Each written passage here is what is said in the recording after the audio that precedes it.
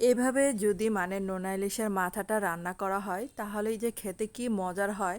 আর এটা দিয়ে কিন্তু এক থালা ভাত খাওয়া যায়, এতটা মজার হয়। আর আমাদের বাসায় যখনই নোনা ইলিশের মাথা হয় তখনই এটা দিয়ে মানে রান্না করা হয়। আসসালামু আলাইকুম সবাইকে, কেমন আছেন সবাই? আশা করি তো ভালো আছেন। আলহামদুলিল্লাহ আমিও ভালো আছি আপনাদের দোয়ায়।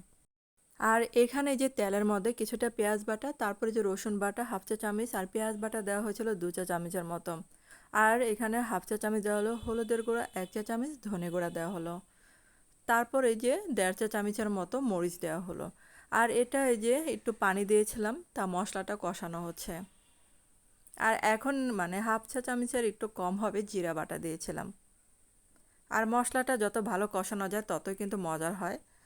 আর এখন এই যে ধুয়ে রাখা নোনা ইলিশের মাথাটা টুকরো করে নিয়েছিলাম, তারপর এই যে একটু কষিয়ে নিচ্ছে মশলার সাথে। আর মশলাটা পুড়ে যাচ্ছিল বলে একটু পানি দিয়েছিলাম। আর আমার চ্যানেলে যদি আপনারা নতুন হয়ে থাকেন, চ্যানেলটাকে সাবস্ক্রাইব করে পাশে থাকার অনুরোধ রইল। সাথে একটা বেল আইকনটা আছে, সেটা ক্লিক করে রেখে দেবেন, তাহলে আমার প্রতিদিনের ভিডিওর নোটিফিকেশন চলে যাবে আপনাদের কাছে। আর এই যে এখানে কিছু বেগুন এরকম করে টুকরো করে কাটা হয়েছিল, আর কিছু রসুন, আর সেগুলো দিয়ে দিলাম। আর এই বেগুনগুলো কিন্তু আমাদের গাছের ছিল, বলে রাখা ভালো। তারপর এগুলো একসাথে একটু কষে নিচ্ছে। তো ঢাকনা দিয়ে কিছুক্ষণ ঢেকে রেখেছিলাম, আর ঢেকে ঢেকে এরকম করে আমি কষিয়ে নিচ্ছি।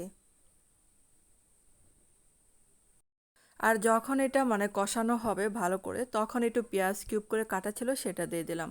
আর পেঁয়াজ দেওয়ার পর আমি কিন্তু আর 2 মিনিট বা 3 মিনিটের মতো একটু কষিয়ে নেব, পেঁয়াজটা যাতে মানে সিদ্ধ হয়।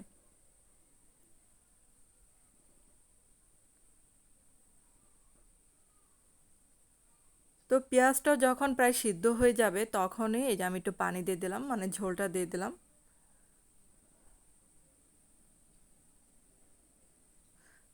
তো এখন এই যে কিছুটা এই যে ডাঁটা শাক, আপনারা চাইলে মানে পুঁই শাকও দিতে পারেন। তো আমি আজকে দিলাম ডাঁটা শাক, সেই ডাঁটা শাক আমি সাইড দিয়ে দিয়ে দিলাম। আর এটা মানে দেখতাম আমার শাশুড়িকে, যে যখনই শুটকি রান্না করা হতো, যে কোনো শুটকি, তখন ধরেন মূলা শাক বা ডাঁটা শাক যাই থাকতো সাইড দিয়ে এরকম দিয়ে দিত, খেতে যে কি ভালো লাগতো।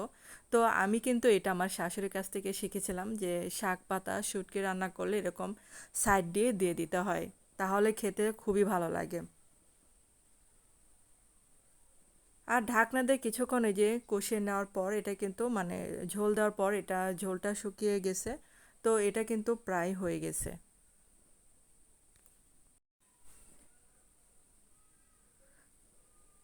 আর এটা ঢাকনা দিয়ে আরও 2-3 মিনিটের মতো আমি ঢেকে রাখবো। তো হয়ে গেল এটা রান্নাটা। এখন এই যে একটা প্লেটে বেড়ে নিচ্ছি।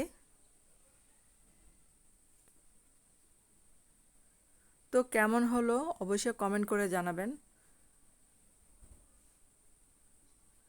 আর এই ভিডিওটা যদি আপনারা ফেসবুকে দেখে থাকেন অবশ্যই কিন্তু ভিডিওটা একটু শেয়ার করে দেবেন। তো ধন্যবাদ সবাইকে এতক্ষণ আমার ভিডিওটা দেখার জন্য।